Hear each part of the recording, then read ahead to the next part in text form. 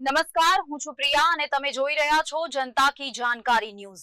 નજર કરીએ આજના સમાચાર। ફાગણ સુદ 13 1 માર્ચને રવિવારના રોજ પાલીતાણામાં આદિનાથ દાદાને ભેટવા અને 6 ગામની યાત્રા કરવા દેશભરમાંથી લાખો જૈનો ઉમટી પડ્યા।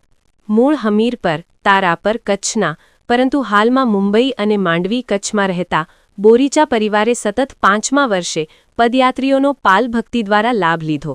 બોરીચા પરિવારના મુંબઈથી 35 અને કચ્છમાંથી 40 સહિત કુલ 75 પરિવારજનોએ પદયાત્રીઓની ખડે પગે સેવા કરી।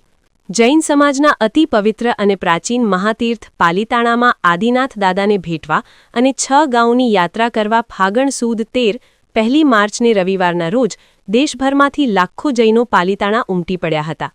મૂળ હમીરપર તારાપર કચ્છના પરંતુ હાલમાં મુંબઈ અને માંડવી કચ્છમાં રહેતા દાતા પરિવાર માતૃશ્રી પાર્વતીબેન ચુનીલાલ બોરીચા પરિવારે સતત 5મા વર્ષે પદયાત્રીઓની સેવા કરવાનો લાભ લીધેલ હોવાનું મૂળ ડગાડા તા ભુજ કચ્છના પરંતુ હાલમાં માંડવી કચ્છમાં રહેતા દિનેશકુમાર મણીલાલ શાહે મહેતાએ જણાવ્યું હતું।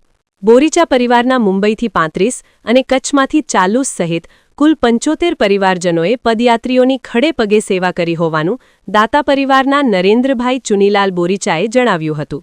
હમીરપુર મૂર્તિપૂજક જૈન સંઘની ભાવભરી વિનંતીને માન આપીને તપગચ્છ જૈન સંઘના આચાર્ય ભગવંત પ પૂર્ણચંદ્ર સુરીશ્વરજી મહસા વિહાર કરીને પાલીતાણા પધારીને બોરીચા પરિવારના પાલ નંબર 85માં પગલાં કરી બોરીચા પરિવારની અનુમોદના કરી હતી।